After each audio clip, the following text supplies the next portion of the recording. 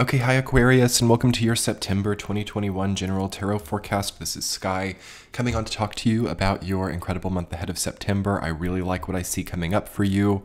Lots of great overcoming energy coming in for you, as I feel that your sign is doing the work basically, or has done the work to really have the level up that you've been needing. There's a very strong sense of material abundance coming in for you this month. I feel like with these retrograde planets, Jupiter and Saturn in your sign, you are really facing the truth. You are really facing the work that needs to be done. You are very likely doing that in September, and it's probably going to have a very good effect on your life path now. I think that you have basically a lot of time in consideration and a lot of time in planning in the month of September, while also really doing those tasks and making those things happen as well. It feels like you are thinking very clearly about your future. You are thinking very clearly about the horizons that are coming, while at the same time really perhaps hustling to get through this time with as much abundance as you can. It kind of feels like this is the time in your life for an Aquarius where you really solidify a certain claim. So that's the words that's coming in for you, Aquarius. Solidifying a claim. What does that mean to you? To me, that says a claim on perhaps a position, or a claim of capability. So perhaps finishing a degree program, perhaps getting some type of certification, perhaps doing things that really resonate to your integrity that also give you a certain advantage in the future. And it feels like it's most important this month to get that going. Okay, so we're not talking about just doing tasks that we dislike because it looks good on paper. We are not talking about, overworking for the sake of just a bit of extra money and nothing else. What is really coming in at this time for Aquarius really does feel to be the combination where through hard work, through perseverance, you are not only solidifying a claim, but you are getting your future better. So what does this all mean in this context? For some of you, there is a bit of a agreement here. I'm seeing perhaps contracts for some of you. 6 of Pentacles coming up, 7 of Pentacles, 10 of Pentacles. Very pentacle oriented month, where perhaps there's a new outlook on finance, a new outlook on the material, and anything else that you have to spend in your lifetime, money, energy. With it being the 6, the 7, and the 10, it says that you're really making advancements, that you're really elevating in that way. You also have the 2 and the 10 of Wands, so it feels like some of these things that you're dreaming about right now might also be more work than you expect too. So with things maybe having a little bit more on the line in that way, you might need to consider sustainability. You might need to consider, is it possible to keep outputting in this way? 10 of Wands, as some of you might have heard me talk about previously, is kind of one of the cards of this year cycle, 2021. As it feels like many of us have so much to get together. It feels like many of us have so much on our plates. Is there some of that can be scraped off? Is there some of this that can be done less with, I would definitely allow yourself a little bit more time of rest and clearing of the mind.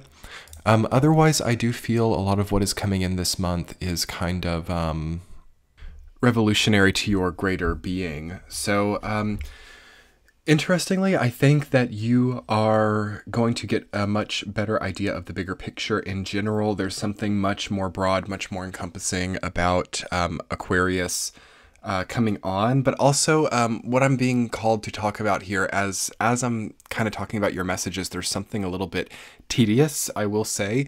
So I want you to really keep an eye on what does feel tedious, okay? 10 of Wands energy. What I can say for sure is it's very important for Aquarius to start to move into more of an enjoyment of what they're doing repetitively. So finding a craft that you enjoy in repetition seems to be really important this month.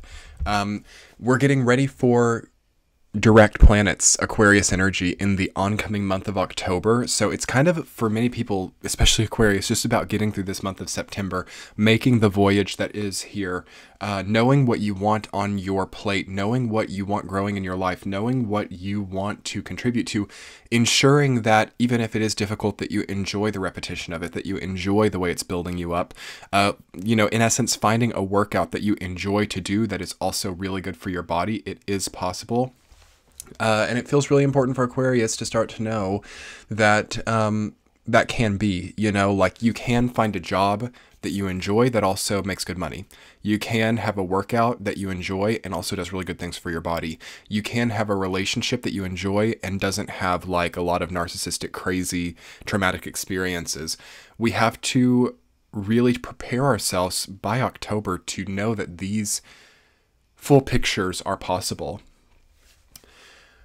So Aquarius, knowing that, let's look into your week to week for the month ahead and see what else is coming in for you, as I'm wanting to understand this more so from the week to week aspect. So week number 1, you've got 10 of Pentacles rooted down by the Emperor. You are doing incredible with your career. There's very, very incredible career advancement. That's a rare combination. And it just says that you have control over your trajectory. Like you maybe have a lot of resources. You have a lot of new resources coming in. Maybe there's inheritance or windfall.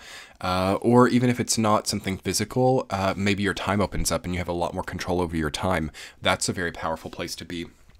Basically, it seems that you need to open up to seeing where your power is and how you can better execute your follow through within that. So as time opens up, how can I fill it without losing it? As I have more abundance come into my life, how can I manage that without being back to square one? A lot of times you see people who have struggled financially and then all of a sudden they get a lot of windfall, they win the lottery or they get a really good job and they're still living paycheck to paycheck. So it's not always about having more. Having a lot more money, having a lot more time doesn't always necessarily guarantee that we feel abundant.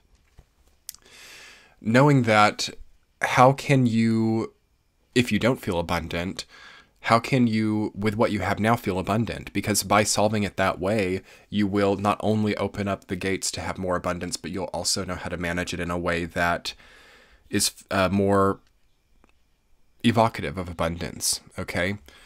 So that seems to really be clicking for you. It's like a lot of you get a lot of great mastery over finance or a lot of great mastery over investment of time, investment of energy, and that prepares you to start really making progress throughout the rest of this year.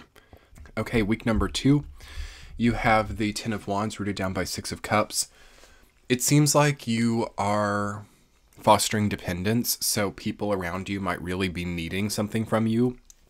Some of these things that you are building up in your life might be attracting users or attracting people who want to feed off of that. So I would really keep an eye on who is entitled to what you have, who is, really benefiting from what you have as well. Like, are you having to work so hard to get other people by? As a business owner, like, are you putting in all of the work and, some of the other people involved are not doing it and they're still reaping the benefits? It does seem like it's really possible for Aquarius to be like the main worker right now, or the main genius in a situation, but other people can get the credit easily. So what is the solution to that? I feel, surprisingly, this is interesting with this combination, the solution is to actually give them more, or to actually have that direct give and take, you know what I mean? So if you can imagine someone who might have been unfairly taking something from them, to like then create a scenario where you step into the room in your power and you give it to them again, and there's something about it that really clicks, or something about it that really heals. Like just continuing to go through that motion, something about it like dissolves the toxicity of the bond. So there's a dissolving of toxic bonds in the second week, and a growth that starts to come up as a result of that. But it does feel, okay, keep note of what you don't like doing in the second week of September. Keep note of what is too much. Keep note of what is basically working for a lot of other people, putting so much of your own energy into something and then either not being paid, not being credited, not being invited to the after party. I don't know. There's something like that. And what does it mean? It just means that it's maybe not the right place for you. It just means that you've got better places to be or higher places to be. So week number 3, King of Swords rooted down by 7 of Pentacles. So you kind of know you're just, it's genius, like genius vibes in this reading. Like if Aquarius, I mean, not to stroke the ego too much, but, you know, Aquarius is a sign that really has to understand their own genius by now and know how to apply that, how to introduce that into a situation. Also knowing where the genius isn't, you know, something really common right now is to be in unknown territory for a lot of people. You know, I feel this really strongly that a lot of people who maybe for the first time are selling a house or for the first time are, I don't know, involved in something like legal or something, they're kind of like out of their depth or they're out of their comfort zone. And because of that, they are trying to figure out or trying to learn about it. Like as trying to sell a house, like I'm trying to like understand all of the, you know, precedents within realty and stuff like that. And but it's kind of at the same time like we're out of our depth no matter what because we're new to this. It feels like you just got to know what you do know and let other people do the rest, or let other people start to help you instead, because that seems to be an issue where you might unknowingly actually be rejecting help, like trying to do too much yourself, trying to be too independent in some kind of process, and because of that there can be too much. Like you could feel like you have too many irons in the fire in the 3rd week. Pay attention to that. But I will say you also know how to direct what you have. You know how to invest what you have. You know how to work with what you have. Be careful about working with stuff you don't have.